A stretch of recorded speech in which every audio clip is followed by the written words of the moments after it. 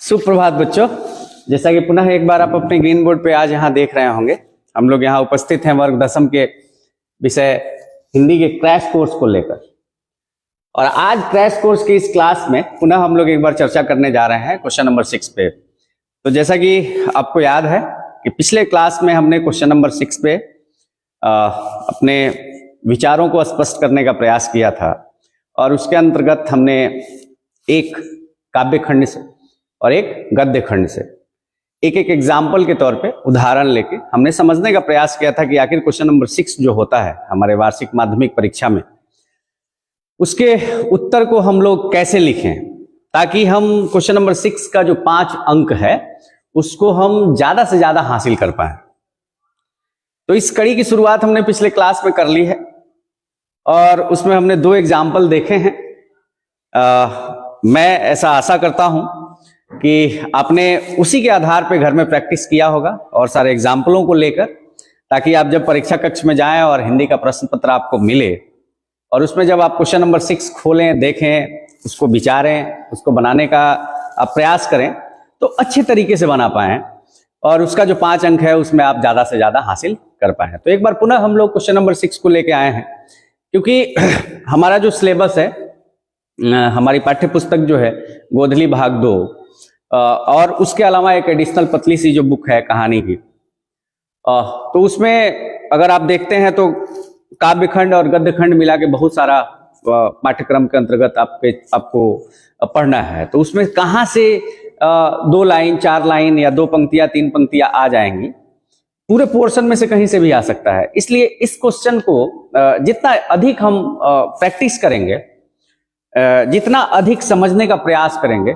उतना बेहतर हम इस क्वेश्चन नंबर 6 के उत्तर को अपने उत्तर पुस्तिका में आगामी आने वाले परीक्षा में लिख पाएंगे। तो इसलिए हमने ऐसा विचार किया है और इसको लेकर हम इस उम्मीद से आए हैं कि एक बार और आपको प्रैक्टिस करवाया जाए क्वेश्चन नंबर 6 को, कुछ और एग्जाम्पल्स हम लोग देखें कि उसको हम लोग कैसे करें ताकि उस पर हम ज्यादा से ज्यादा अपनी समझ को विकसित कर पाएं। तो आइए चलिए शुरू करते हैं आज की क्लास को।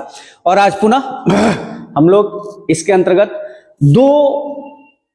दोनों खंडों को टच करने का प्रयास करेंगे। जैसा कि मैंने आपको पिछले ही क्लास में, इस क्वेश्चन के पहले क्लास में ही मैंने आपको बताने का प्रयास किया था कि जब भी आप प्रश्न पत्र खोलेंगे तो उसमें क और ख अथवा में 2 प्रश्न होते हैं, जो एक आपके काव्य खंड का होता है और दूसरा गद्य खंड का होता है। अब ये आप पे निर्भर करता है कि आप किस पोर्शन वाले उन पंक्तियों की व्याख्या करना चाहते हैं। आप स्वतंत्र हैं, आप चाहें तो गद्य खंड वाले भी कर सकते हैं या फिर काव्य खंड वाले को कर सकते हैं, लेकिन दोनों में से एक को करना है। करने के पहले उसको पढ़ें, समझने का प्रयास करें, सोचने का प्रयास करें, विचारने का प्रयास करें और उस पाठ तक पहुंचने का प्रयास करें जिस पाठ से वो पंक्तियां ली गई हैं। और फिर उस दिन जैसे हमने चर्चा की थी कि कभी भी हम लोग इस प्रश्न का जो उत्तर होता है वो 3 भागों में हम लोग करके देखते हैं। अगर आपको याद होगा तो जैसे मैंने उस दिन आपको बताने का प्रयास किया था कि पहला जो बिंदु इस प्रश्न के अंदर हम चाहें तो बना सकते हैं वो परिचय के तौर पे, और दूसरा हम चाहें तो व्याख्या या उसका आशय, उसका अर्थ जिसको आप समझते हैं, जो पंक्तियां आपके प्रश्न पत्र में होंगी उसका अर्थ, उसका व्याख्या, और तीसरा उन पंक्तियों के अंदर विशेष क्या है, उन पंक्तियों के अंदर विशेष क्या है या फिर उन पंक्तियों की विशेषता। इन 3 बिंदुओं के आधार पर हम प्रयास करते हैं कि इस प्रश्न का उत्तर दें। जरूरी नहीं है कि आप ये तीनों बिंदु लिखें, तीनों पॉइंट लिखें और फिर इसको डिस्क्राइब करें या इसे परिभाषित करने का प्रयास करें। आप पैराग्राफ चेंज करके भी 3 पैराग्राफ में कर सकते हैं या फिर एक में भी करते हैं और इन तीनों बिंदुओं को उसमें अपनी भाषा से, अपने शब्दों के माध्यम से इसको पिरो सकते हैं। तो आइए चलिए शुरू करते हैं। आज के इस क्लास में जो हमने उदाहरण बनाने का प्रयास किया है उसमें सबसे पहले हमने अपने पाठ्य पुस्तक के काव्य खंड से कुछ पंक्तियों को चुना है और कुछ पंक्तियों को आपके सामने आज प्रस्तुत करने का हम प्रयास करेंगे। और आपको ये भी ध्यान देना है, बहुत सारी पुस्तकें हैं, बहुत सारा प्रैक्टिस सेट आपने लिया होगा, उसमें आप ध्यान से देखेंगे और अवलोकन करेंगे उन सारे प्रैक्टिस शीटों में, और तो उसमें पूर्व के वर्षों के प्रश्न पत्र दिए हुए हैं, तो उसका भी एक बार अवलोकन आप करें। फिर आप थोड़ा सा अपने दिमाग में क्लियर होते हैं कि आखिर क्वेश्चन पूछने का ये जो एक तरीके से सिलसिला रहा है या ट्रेडिशन रहा है, आपके प्रश्न पत्र में जो क्वेश्चन होते हैं वो किस प्रकार का होता है, उस पर अगर आप ध्यान से 1 दिन 2 दिन 3 दिन अवलोकन करते हैं तो बहुत सारे चीजों को आप शॉर्टलिस्ट कर पाएंगे। तो ये मेरा आपसे सलाह होगा कि आप एक बार उन प्रश्न पत्रों को देखें जो पूर्व के वर्षों में आपके माध्यमिक वार्षिक परीक्षा में पूछा गया है, तो बहुत कुछ आप शॉर्ट लिस्टेड कर पाएंगे, क्योंकि सिलेबस बहुत है। और हालांकि हमने सब कुछ पढ़ा है, वर्ग कक्ष में हमने सब कुछ पढ़ा है, और यहाँ से भी आपको पाठ्यक्रम के अनुसार सारे पाठ्यक्रम को समाप्त करने का प्रयास किया गया है, उसको पूरा बताने का प्रयास किया है। लेकिन अभी का जो समय है, अभी हम ज्यादा से ज्यादा अंक कैसे हासिल करें, इस टेक्निक को, इस तकनीक को ध्यान में रखते हुए तैयारी करने की जरूरत है। इसलिए मैं कह रहा हूं कि आप पूर्व के वर्षों के प्रश्न पत्रों को भी देखें, तो बहुत सारा चीज आपके दिमाग में क्लियर होता जाएगा कि ये जो प्रश्न पत्र पूछने का तरीका है या प्रश्न पत्र में जो प्रश्न आते हैं किस प्रकार का होता है। ठीक, तो उसी के अनुसार चुनाव करते हुए आज पुनः दोनों खंडों से, यानी कि काव्य खंड से और गद्य खंड से हमने एक एक उदाहरण लेने का प्रयास किया है, और आज उसको हम लोग समझने का यहाँ प्रयास करेंगे कि अगर ये पंक्तियां आपके परीक्षा में आ जाती हैं तो आप कैसे लिखेंगे। तो उसी के अंतर्गत पहला, यानी कि क्वेश्चन नंबर 6 का जो क है, उसके अंतर्गत आप मान लें कि ये पंक्तियां आ गई इस बार आपके वार्षिक माध्यमिक परीक्षा में। मान लीजिए कि ये पंक्तियां आ गई, जैसे भारत माता ग्राम वासिनी, खेतों में फैला है श्यामल, धूल भरा मैला सा आंचल। तो जैसा कि आपको याद होगा, पिछले क्लास में भी और आज क्लास शुरू होने के पहले भी मैंने आपको बताने का प्रयास किया कि इसको पढ़ें, समझें, समझने का प्रयास करें, इसमें विचारने का प्रयास करें। और फिर इस प्रश्न के अंतर्गत मैं बार बार जो चर्चा कर रहा हूं 3 बिंदुओं का, उसके पहले बिंदु को अब इस पर विचार करते हुए देखें। तो जैसे ही इसको आप ध्यान से पढ़ते हैं तो आपके मन मस्तिष्क में यह विचार आएगा कि ये हमारे पाठ्य पुस्तक गोधली भाग 2 जो हम लोगों को पढ़ना है 10वें वर्ग में, उसके काव्य खंड के भारत माता शीर्षक कविता से ली गई है।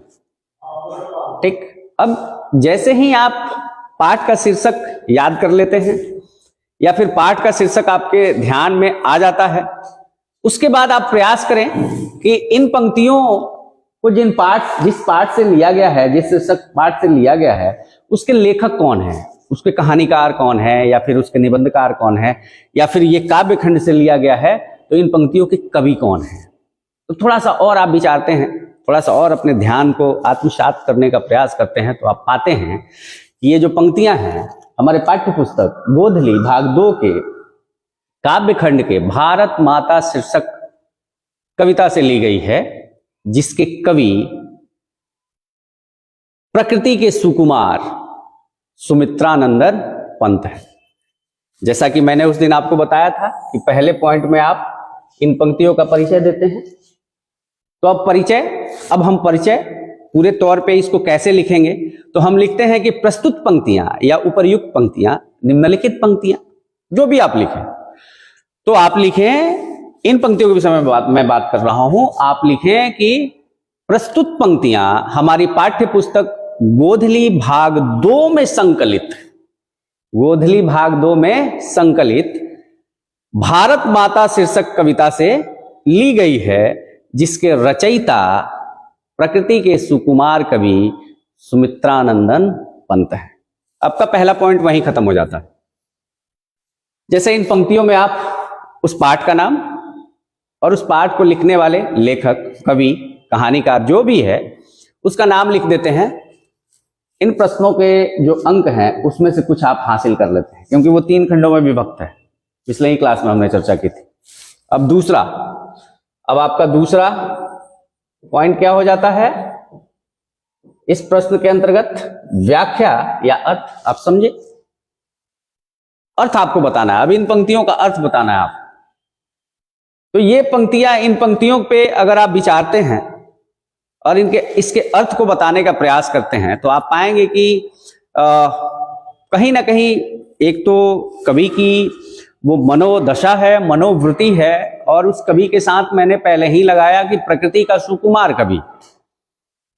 ठीक, वो उसकी अपनी विशेषता है, उसके इसकी अपनी मनोदशा है, और दूसरा वो भारत माता की स्थिति के विषय में चर्चा करते हैं। आप ध्यान में रखें, इस कविता के काल को पढ़ेंगे जिसको हम देश काल कहते हैं, उस समय के वातावरण को आप पहचानने का प्रयास करें तो उस समय हम क्या थे? हमारा देश किसी के गुलामी के जंजीरों में जकड़ा हुआ था, ठीक। और उस समय की यह कविता, उस समय के आसपास की यह कविता, और उस समय जो भारत माता है जो हमारे ग्रामों में, हमारे गांव में वास करती है, उस समय हमारे भारत माता की स्थिति क्या है, उनकी वेदना क्या है, उनकी संवेदना क्या है, उनकी मनोस्थिति कैसी बन गई है, उन्हीं सारे स्थितियों को इन पंक्तियों के माध्यम से कहीं ना कहीं पंत जी ने प्रस्तुत करने का प्रयास किया है। तो अब हम विचार करते हैं, पहला पॉइंट हमने देख लिया है, परिचय। अब इन पंक्तियों का अर्थ हम बताने का प्रयास करते हैं। तो हम सीधा लिखेंगे कि कवि के अनुसार या पंत जी के अनुसार भारत माता ग्रामवासिनी है। भारत माता ग्रामवासिनी है। भारत माता ग्रामवासिनी है, यानी कि भारत माता कहां निवास करती हैं? गांव में। हम जानते हैं भारत गांवों का देश है, इसलिए देखिए पहले ही पंक्ति में लिखते हैं पंत जी कि, या आप लिखें कि पंत जी के अनुसार या कवि के अनुसार भारत माता ग्रामवासिनी है, गांव में निवास करती है। भारत माँ का धूल से भरा हुआ मलिन श्यामल आंचल खेतों में फैला हुआ है। आप इसको इस प्रकार से भी लिख सकते हैं कि खेत रूपी जो आंचल है, या भारत माता के आंचल रूपी जो हमारे गांव में खेत हैं जिसमें हमारे फसल लहराते हैं, और वो फसल कहीं ना कहीं हमारे देश के और हमारे देशवासियों के विकास के वाहक हैं, और उनको ग्रहण करके हमारा देश आगे बढ़ने का प्रयास कर रहा है।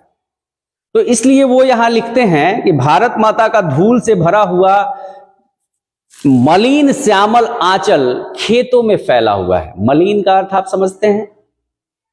मलिन का अर्थ कुचैला, गंदा, यानी कि साफ स्पष्ट झलकता हुआ लहराता हुआ जो नहीं हो, वो मलिन हो गया है। अब आगे की पंक्तियों में आप समझ पाएंगे इसको कि श्यामल के आगे की पंक्तियों में कि विशेषण के तौर पे कैसे श्यामल को लेके, उसको भी हम लोग यहां डिस्क्राइब करने का प्रयास करेंगे। ये खेतों में फैला हुआ है। भारत कृषि प्रधान देश है। हम जानते हैं कि हमारे अर्थव्यवस्था का बहुत सारा हिस्सा, हमारी अर्थव्यवस्था की एक बहुत बड़ा भाग जो है वो कृषि पे और कृषि संबंधित उद्योगों पे आधारित है। और लगातार यह निर्भरता जो है, हम तो इस कविता के देश काल की चर्चा कर रहे हैं कि यह कविता उस समय की है जब हम किसी और के गुलाम थे, उनके गुलामी की बेड़ियों में जकड़े हुए थे, उस समय की है, उसके आसपास की है। तो उस समय तो और भी हमारी ज्यादा निर्भरता थी खेतों पे, कृषि पे, लेकिन यह निर्भरता आज भी कम नहीं हुई है। आज भी हमारी अर्थव्यवस्था का बहुत सारा हिस्सा हमारे कृषि प्रधान उद्योगों से और कृषि से आता है। तो उसी की ओर इशारा करते हुए लिखते हैं कि भारत माता जो है वो गांव में वास करती है, शहरों में नहीं। भारत कृषि प्रधान देश है। इसकी संपूर्ण सांस्कृतिक समृद्धि कृषि से जुड़ी हुई है। भारत माता से धूल से भरा हुआ आंचल भारतीय सांस्कृतिक गरिमा का घोतक है, यानी कि पहचान है, उसका घोतक है। श्यामल विशेषण, जैसा कि मैंने आपको बताया कि ये जो है श्यामल विशेषण की यहां चर्चा करते हैं, और श्यामल का अर्थ विशेषण के रूप में यहां प्रस्तुत करते हैं कि श्यामल विशेषण से उस कालिमा का बोध हो रहा है जिसे अंग्रेजी सत्ता के द्वारा पूरे भारत को धूल धूसरित कर दिया गया है।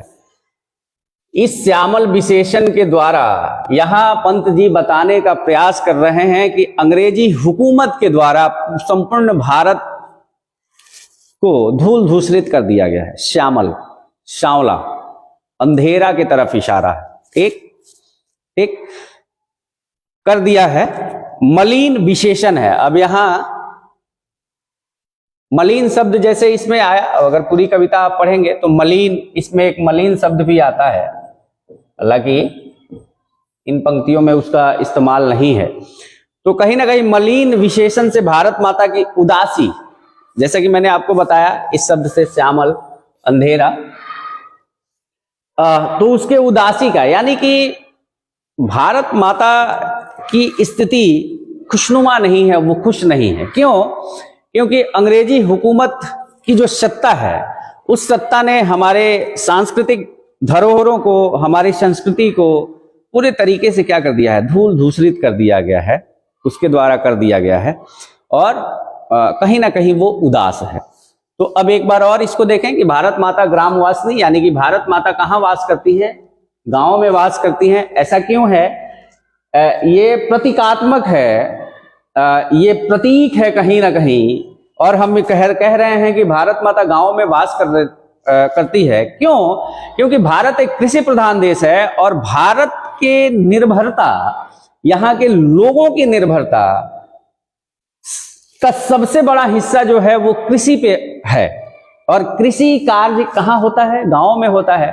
तो इसलिए कहीं ना कहीं पंत जी इन पंक्तियों के माध्यम से ये भी लिखना चाहते हैं कि अगर आपको सच्चे भारत का दर्शन करना है तो आप गांव में आए। भारत गांव में बसता है, भारत शहरों का नहीं है। भारत कहाँ का है? गांव का है। ठीक, खेतों में फैला है श्यामल। श्यामल, जैसा कि मैंने आपको बताने का प्रयास किया कि यह एक कृषि प्रधान देश है, और इसकी संपूर्ण सांस्कृतिक समृद्धि कृषि से जुड़ी हुई है, और उसका वो पहचान है, हमारे देश की वो पहचान है, भारत की वह पहचान है। लेकिन श्यामल विशेषण, इस विशेषण के रूप में यहाँ इस्तेमाल कर रहे हैं पंत जी, और कह रहे हैं कि विशेषण से उस कालिमा का, यानी कि उस अंधेरे का यहाँ बोध कराने का प्रयास कर रहे हैं, जिसे अंग्रेजी सत्ता ने, अंग्रेजी हुकूमत ने, अंग्रेजी साम्राज्य ने हमारे पूरे भारतवर्ष को धूल धूसरित कर दिया गया है। इतना अगर आप लिखते हैं तो 3-4 लाइनों में इन सारे बातों को, पिरो को आप अगर लिखते हैं तो आपकी व्याख्या, यानी कि तीसरा पॉइंट खत्म हो जाता है। अब इसमें विशेष क्या है? इसमें विशेष क्या है या विशेषता, इन पंक्तियों की विशेषता क्या है? तो जैसे इन पंक्तियों की विशेषता क्या है, तो जैसे इन पंक्तियों का आपने पढ़ा, इसकी इन पंक्तियों का व्याख्या किया, तो आपने देखा कि उपर्युक्त जो पद्यांश है या जो पंक्तियां हैं, ये जो पंक्तियां हैं, ये कहीं ना कहीं तत्सम प्रधान है। इसमें तत्सम प्रधान शब्दावली का इस्तेमाल किया है पंत जी ने, तो तत्सम प्रधान शब्द इसमें है। और इसमें उपमा अलंकार, अगर ये सारी चर्चाएं हमने की हैं पूर्व की कक्षाओं में कि उपमा अलंकार किसे कहते हैं, अलंकार क्या होता है, तो अगर उस समय आपने ध्यान दिया है या फिर आपने उसको नोट डाउन किया है तो अभी उसको थोड़ा देखें, समझ में आएगा सारी बातें। तो इसमें तत्सम शब्दावली का प्रयोग उन्होंने किया है और उपमा अलंकार का प्रयोग किया है। अब एक बार पुनः तीनों को एक बार हम लोग इन तीनों को, किन तीनों की, ये एक, ये दो और तीसरा विशेष, अब इन तीनों को एक बार बारी बारी से कैसे हमको लिखना है। तो सबसे पहले परिचय में इन पंक्तियों के माध्यम से हम लिखेंगे कि निम्नलिखित पंक्तियां या प्रस्तुत पंक्तियां हमारे पाठ्य पुस्तक गोधली भाग 2 से 2 में संकलित भारत माता शीर्षक कविता से ली गई हैं, जिसके कवि या लेखक प्रकृति के सुकुमार कवि सुमित्रानंदन पंत जी हैं। पहला पॉइंट खत्म, और उसके हिस्से का अंक आप प्राप्त कर लेते हैं। अब इसका अर्थ लिखेंगे। अब अर्थ में सीधा आप लिखें, अपनी भाषा में, बोलचाल की भाषा में लिखने का प्रयास करें कि सुमित्रानंदन पंत जी इन पंक्तियों के माध्यम से बताने का प्रयास करते हैं, या इन पंक्तियों के माध्यम से हमारा ध्यान आकृष्ट कराना चाहते हैं कि भारत माता जो है वो ग्राम वासनी है, अर्थात भारत माता गांव में वास करती है। ठीक, क्यों? क्योंकि भारत एक कृषि प्रधान देश है और भारत की सबसे अधिक निर्भरता कृषि पे है। ठीक, लेकिन उसके बाद धूल भरा मैला सा आंचल, ऐसा प्रतीत होता है कि भारत माता के आंचल में धूल जम गया है, वह मलिन हो गया है। ठीक, और इसलिए वो श्यामल विशेषण, यानी कि अंधकार रूपी जो बादल हैं वो उस पर फैल गया है और वो उसकी चमक धूमिल हो गई है। ठीक, उसके तरफ इशारा कर रहे हैं। ऐसा वो इसलिए कह रहे हैं क्योंकि अंग्रेजी सत्ता के द्वारा, अंग्रेजी हुकूमत के द्वारा कहीं ना कहीं हमें गौरवान्वित होने की, हमारी जो संस्कृति रही है, हमारी जो स्थिति रही है, उस सारी स्थिति, उस सारी सांस्कृतिक धरोहरों को कहीं ना कहीं भारतवर्ष में अंग्रेजी सत्ता के द्वारा धूल धूसरित करने का प्रयास किया गया है। हो गया अर्थ। अब विशेष आप इसमें लिखते हैं कि इन पंक्तियों पे ध्यान आकृष्ट के करने के बाद, इन पंक्तियों पे विचार करने के बाद हम पाते हैं कि इन पंक्तियों में पंत जी के द्वारा तत्सम प्रधान शब्दों का प्रयोग किया गया है और इसमें उपमा अलंकार का प्रयोग किया गया है। आपका आंसर खत्म, 5-6 लाइन में आपका आंसर खत्म। अगर इस प्रकार आप लिख पाए, इस प्रकार और भी काव्यखंड के कुछ पंक्तियों का चुनाव करें आप प्रीवियस वर्षों के प्रश्न पत्रों को ध्यान में रखते हुए, तो मैं ऐसा आशा कर रहा हूं और मुझे पूर्ण विश्वास भी है इस प्रश्न को आप इस बार बहुत अच्छे तरीके से करेंगे अपने परीक्षा में, और इस प्रश्न के लिए जो आपको अंक मिलने वाला है उसमें आप ज्यादा से ज्यादा हासिल कर पाएंगे। तो आइए, अब ये तो हुआ काव्यखंड से हमने एक उदाहरण देखा, एक एग्जाम्पल देखा। अब एक हम देख लेते हैं गद्य खंड से। ठीक, तो गद्य खंड से मान लीजिए कि इस बार आपके माध्यमिक वार्षिक परीक्षा में ये पंक्तियां आ जाती है। बिस्मिल्लाह खां का मतलब बिस्मिल्लाह खां की शहनाई। अब जैसे इन पंक्तियों को आप पढ़ते हैं तो इन पंक्तियों को पढ़ते ही आपके दिमाग में उस पाठ का शीर्षक आता है जिस पाठ से ये पंक्तियां ली गई हैं। तो आपको जैसा कि याद है, आपको पढ़ाया भी गया है कि नौबत खाने में इबादत, नौबत खाने में इबादत। कलर चेंज करते हैं।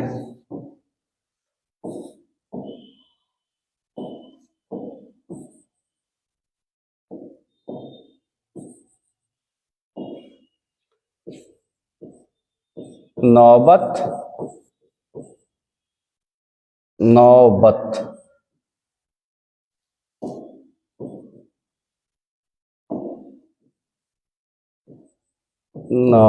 खाने में इबादत। नौबत खाने में, कलर मिक्स हो जा रहा है। नौबत खाने में इबादत, जिसके लेखक कौन है अगर आपको याद होगा तो इसके लेखक है यतीन्द्र मिश्र। इसके लेखक कौन है? यतीन्द्र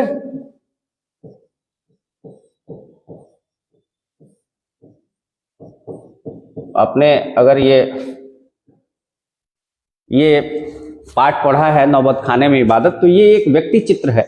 जैसे आपने रेखा चित्र पढ़ा है, संस्मरण पढ़ा है, उसी कड़ी में जुड़ता है व्यक्ति चित्र, जिसमें अपने शब्दों के माध्यम से, अपने संस्मरण स्मरण के माध्यम से वो कहीं ना कहीं बिस्मिल्लाह खां के पूरी जीवनी को इस पाठ के माध्यम से हम सभी के सामने, आप सभी विद्यार्थियों के सामने उन शब्दों को इस प्रकार से इस कड़ी में बांधते हुए, इस क्रमबद्धता के तत्व में बांधते हैं यतीन्द्र मिश्र जी कि बिस्मिल्लाह खां का पूरा जीवन हमारे सामने उभर के आता है इस पाठ के माध्यम से। और इसी पाठ से कहीं ना कहीं इन पंक्तियों को लिया गया है। जैसे ही आप देखते हैं कि बिस्मिल्लाह खां का मतलब बिस्मिल्लाह खां की शहनाई। अब इन पंक्तियों का आशय स्पष्ट आपको करना है, इन पंक्तियों की व्याख्या करना है आपको और इसका अर्थ बताना है। फिर से हम वही टेक्निक अपनाएंगे, उसी तकनीक को लाएंगे।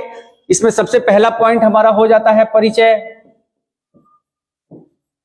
ये पॉइंट आपको अपने पाठ्य पुस्तक उत्तर पुस्तिका में लिखना नहीं है, इस प्रकार से सजा देना है कि स्पष्ट हो जाए कि पहले उत्तर के पहले पोर्शन में आप इन पंक्तियों का परिचय दे रहे हैं, फिर उनका अर्थ लिख रहे हैं, फिर उस पर विशेष लिख रहे हैं। इसलिए मैं जोर दे रहा हूं इन बिंदुओं पे। उसके बाद आप व्याख्या और तीसरे में आप लिखते हैं विशेष। ठीक, तो इन बिंदुओं को भी, या कहें कि इस तकनीक को भी अपनाएंगे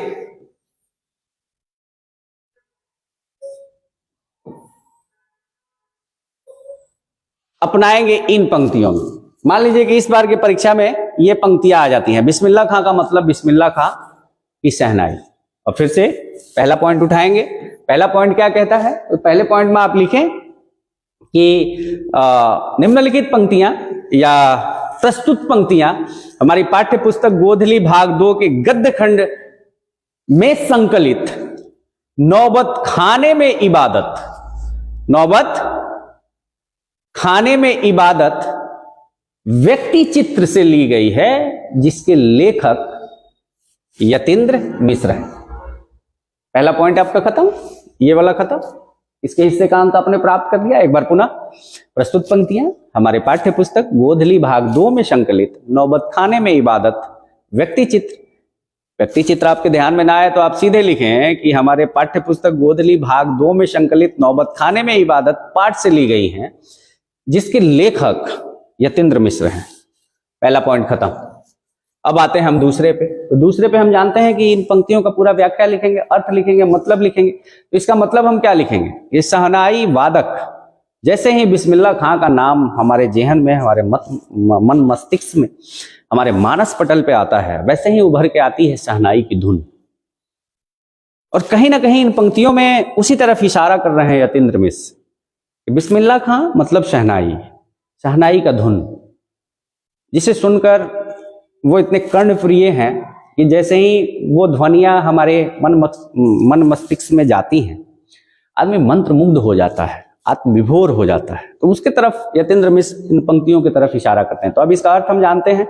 तो अर्थ जानते हैं, ध्यान से सुनिए कि बिस्मिल्लाह खां के शहनाई के प्रति लगाव, समर्पण और धुनों के प्रवाह को सुनकर ऐसा लगता है कि ये दोनों एक दूसरे के पर्याय हैं। ठीक, बिस्मिल्लाह खां के शहनाई के धुन को आप जैसे ही सुनते हैं, जैसा कि मैंने आपको बताने का प्रयास किया, मंत्रमुग्ध हो जाते हैं और ऐसा लगता है कि ये दोनों क्या हैं? ये दोनों एक दूसरे के पर्याय हैं। कौन? शहनाई और बिस्मिल्लाह खां। शहनाई नहीं तो बिस्मिल्लाह खां नहीं, बिस्मिल्लाह खां नहीं तो शहनाई। और हमने भी ये जाना है, हमने भी ये माना है कि शहनाई का मतलब बिस्मिल्लाह खां। ठीक, अब आगे थोड़ा और इसके विषय में लिखेंगे कि बिस्मिल्लाह खां का नाम सुनते ही मानस पटल पर शहनाई की आकृति उभर आती है और चित्त में उनके आकर्षक मधुर आवाज गूंजने लगती है, यानी कि मन मस्तिष्क में। शहनाई शब्द कानों में पढ़ते ही बिस्मिल्लाह खां का संगीतमय व्यक्तित्व सामने खड़ा हो जाता है। शहनाई और बिस्मिल्लाह खां का संबंध अपूर्व है, अपूर्व है। ठीक, शहनाई वादन में उन्हें वह प्रसिद्धि मिली जिसके लिए हर कलाकार लालायित होता है या फिर सपने देखता है। शहनाई वादन में उन्होंने न सिर्फ उन्हें हम जानते हैं बल्कि उनके नाम से हमारे भारत को जाना जाता है विश्व में। शहनाई की वजह से सिर्फ बिस्मिल्लाह खां को हम नहीं जानते हैं। आप बाहरी मुल्कों में जब जाएंगे और बाहरी मुल्कों को पढ़ने का, समझने का प्रयास करेंगे, तो हम बाहरी मुल्कों में हमारे देश को जाना जाता है बिस्मिल्लाह खां की शहनाई के बाद, शहनाई वादन से। तो उसके तरफ कहीं ना कहीं यतीन्द्र मिश्र जी इन पंक्तियों की तरफ इशारा के माध्यम से इशारा करते हैं कि बिस्मिल्लाह खां का संबंध शहनाई से अपूर्व रहा है। उन्हें वह प्रसिद्धि मिली है जिसे पाने के लिए हर कलाकार ताउम्र जीवन भर ललायित होता है या फिर उसे प्राप्त करने के लिए सपने देखता है। इसलिए बिस्मिल्लाह खां शब्द कानों में गूंजता है, तब बिस्मिल्लाह खां का व्यक्तित्व शहनाई की आकृति और इसके मधुर संगीत में व्यक्ति खो जाता है और केवल शहनाई ही दिखाई पड़ती है। तो इतना आप लिखें, इसमें अगर लिख पाते हैं, मान लीजिए कि इस बार परीक्षा में ये 2 लाइन आ जाता है, तो आप इतना लिख सकते हैं। एक बार और मैं आपको बताने का प्रयास करता हूं कि बिस्मिल्लाह खां और शहनाई दोनों एक दूसरे के पर्याय हैं। शहनाई मीन्स बिस्मिल्लाह खां मीन्स शहनाई। और उनके उस मधुर वादन से, उस कर्णप्रियता से,